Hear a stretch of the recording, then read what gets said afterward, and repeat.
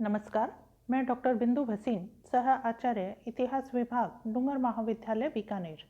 आज मैं द्वितीय वर्ष के विद्यार्थियों को प्रथम प्रश्न पत्र के सल्तनतकालीन प्रशासनिक व्यवस्था पर अपना व्याख्यान दूंगी।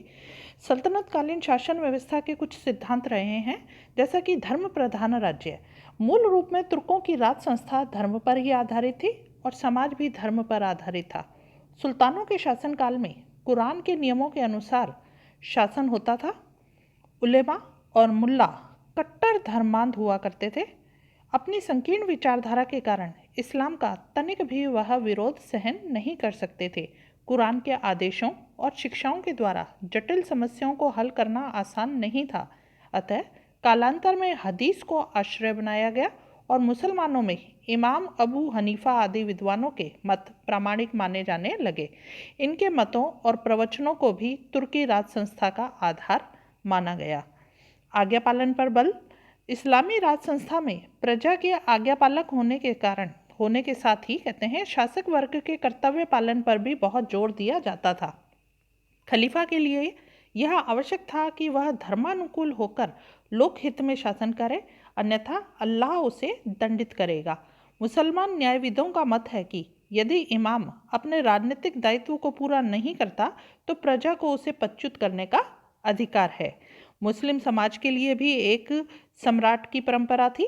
सिद्धांत रूप में संपूर्ण मुस्लिम समाज के लिए एक सम्राट का होना अपेक्षित है। जिस प्रकार अल्लाह और उसका अंतिम पैगंबर एक है, उसी प्रकार शासक भी एक है। खलीफा को यह गौरव प्राप्त था, लेकिन खलीफा के साम्राज्य के साथ विघटनकारी प्रवृत्तियां जन्म लेने लगी और उसने स्वतंत्र मुस्लिम शासकों को गवर्नर मान लिया और यह भी स्पष्ट कर दिया कि यदि खलीफा किसी राजा का विरोध नहीं करता तो समझ लेना चाहिए कि उसे खलीफा का समर्थन प्राप्त है। उलेमाओं की प्रधानता रही है। मुस्लिम समाज में धार्मिक सिद्धांतों के व्याख्याता उलेमा होते थे। शासन में इन्हें जो थे प्रधानता दी गई थी। उलेमा लोग कभी कभी सम्राट की चाटुकारिता में फंस जाते थे और धन के लोभ में सम्राट की नीति का समर्थन करना उनका एक अनिवार्य कार्य हो गया था। राज्य की आय पर साम्राज्य का प्रभुत्व होता था। सिद्धांततः मुस्लिम शासन में राज्य की आय साम्राज्य की संपत्ति मानी जाती थी, किंतु उसे शासक मन चाहे ढंग से व्यय नहीं कर सकता था। लेकिन व्यवहारिक रूप में इस नियम का पालन खलीफा और सुल्तानों ने नहीं किया। यह धन आमोद प्रमोद पर ही व्यय किया जाता था। निर्वाचन पद्धति की भी व्यवस्था थी। सल्तनतकालीन राज संस्था का यह भी सिद्धांत था कि इमाम का निर्वाचन होना चाहिए। कालांतर में वंशानुगत साम्राज्यवाद के सिद्धांत का समर्थन इस आधार पर किया गया कि 1 अथवा 50 व्यक्तियों द्वारा निर्वाचित व्यक्ति भी जनता द्वारा चुना माना जाएगा।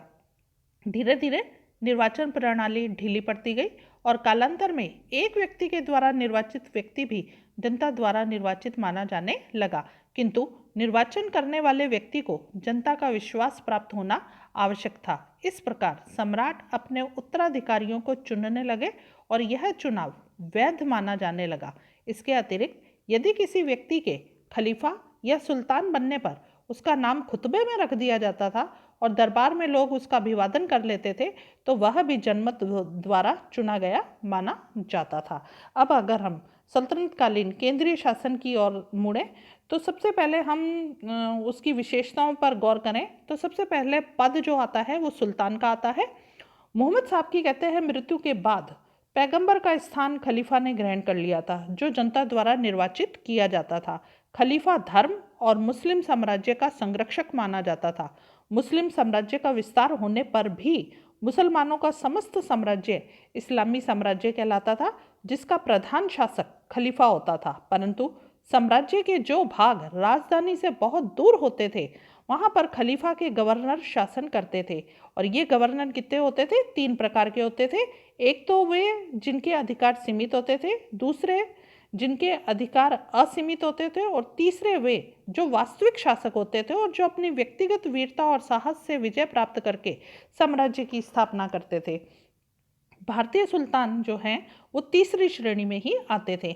यहाँ के अनेक सुल्तानों ने खलीफा का आधिपत्य स्वीकार किया था और खलीफा ने उन्हें भारत का वैधानिक शासक भी स्वीकार किया था, किंतु भारत के सुल्तान खलीफा से इतनी दूरी पर थे कि वे बगदाद से दिल्ली में हस्तक्षेप करना उनके लिए संभव नहीं था। एक अन्य बात यह भी थी कि भारतीय सुल्तान इतने शक्तिशाली थे और खिलाफत इतनी शिथिल हो चुकी थी कि अब सुल्तानों पर खलीफा का नियंत्रण होना भी कठिन हो गया था।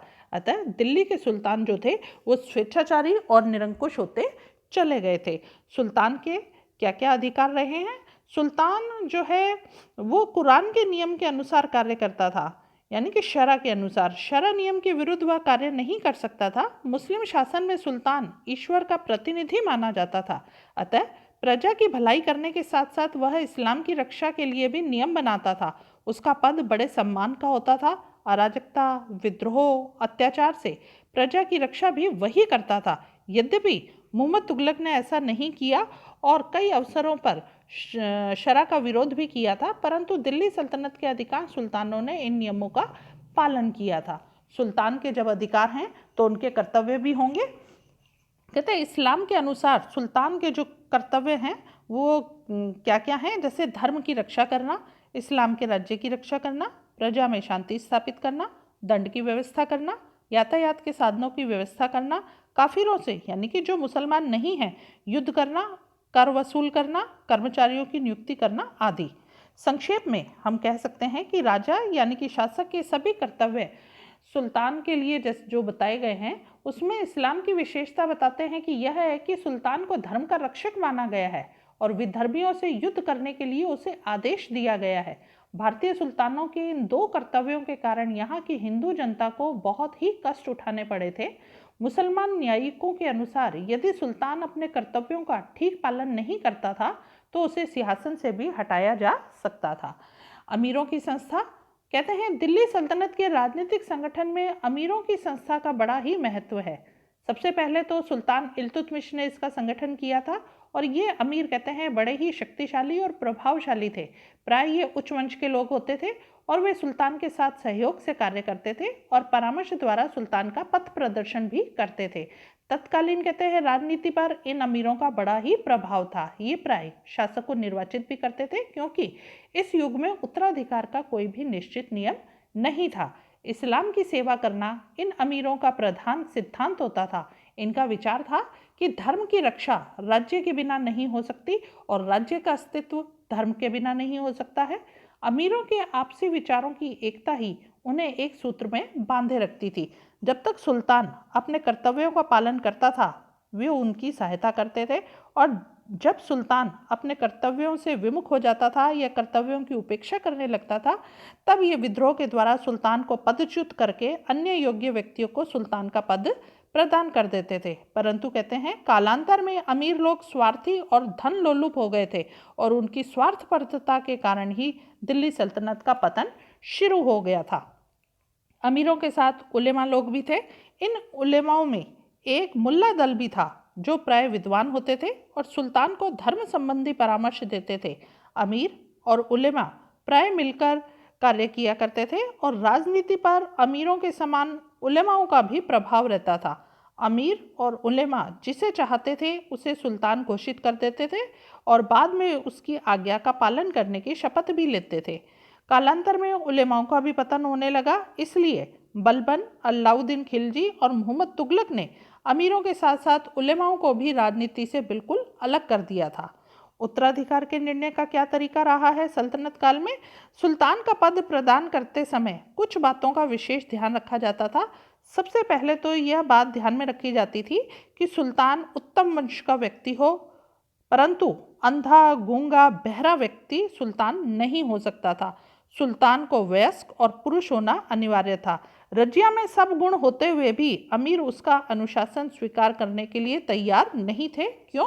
क्योंकि वह एक स्त्री थी। इसके अलावा सुल्तान में राजनीतिक समस्याओं को हल करने की योग्यता होनी चाहिए थी। अमीर और उलेमा इसलिए वंशानुगत अधिकार को महत्व नहीं देते थे और वे ऐसे ही व्यक्ति को सुल्तान निर्वाचित करते थे जिनमें कुछ सही इस तरह के गुण हो और जो इस्लाम धर्म और इस्लामी राज्य की रक्षा कर सके। राज्य के कर्मचारी, कहते हैं राज्य प्रबंध के विभागों में सबसे महत्वपूर्ण विभाग जो था वो राज परिवार होता था, जिसके प्रबंध के लिए अनेक कर्मचारियों की नियुक्ति की जाती थी। सबसे बड़ा पदाधिकारी वकीलेदार होता था। इस पद पर या तो कोई राजवंश का राजकुमार या कोई बड़ा अमीर नियुक्त किया जाता था और वही पदाधिकारी सुल्तान के नौकरों को वेतन बांटता था। सुल्तान की रसोई, मदिरा, अस्तबल आदि की भी व्यवस्था करता था। दूसरा पदाधिकारी जो राज परिवार के कार्य को देखता था वह अमीर हजीब कहलाता था। वह दरबार के समारोह आदि का प्रबंध करता था और सभी आवेदन पत्र सुल्तान के सामने पेश करता था। यदि कोई व्यक्ति सुल्तान से मिलना चाहता था तो उसे भी अमीर हाजिब ही सुल्तान से मिलाता था। अमीर हाजिब प्राय सैन्य गुणों से भी संपन्न होता था और अक्सर अवसर पड़ने पर रण क्षेत्र में सेनापति के पद पर भी वह भेजा जाता था। राज परिवार का तीसरा कर्मचारी नकीबुल नुकबा होता था, जो राज दरबार यानी कि राज दरबार के बाद जो राजद्वार पर होता था वहाँ वो बैठा रहता था और राजमहल में आने वाले व्यक्तियों का निरीक्षण करता था। उसके नीचे और भी नकीब होते थे जो सुल्तान के आदेशों और घोषणाओं को सेना और जनता को सुनाया करते थे। सुल्तान के अंगरक्षकों को जानदार कहते थे, जिनका प्रधान सर जानदार कहलाता था। इस पद पर केवल साहसी और सुंदर नौजवान रखे जाते थे। इसके अतिरिक्त अन्य कर्मचारी किताबदार, खास बरदार, राय बरदार, फर्राश, मशालदार आदि छोटे छोटे कर्मचारी भी राज परिवार में होते थे। राज परिवार के इस संगठन से स्पष्ट है कि सुल्तानों का राज परिवार भी एक प्रकार की राजनीतिक संस्था थी, जिसमें अनेक कर्मचारी होते थे जो शांति और युद्ध के समय सुल्तान की हर प्रकार से सहायता कर सकते थे। धन्यवाद।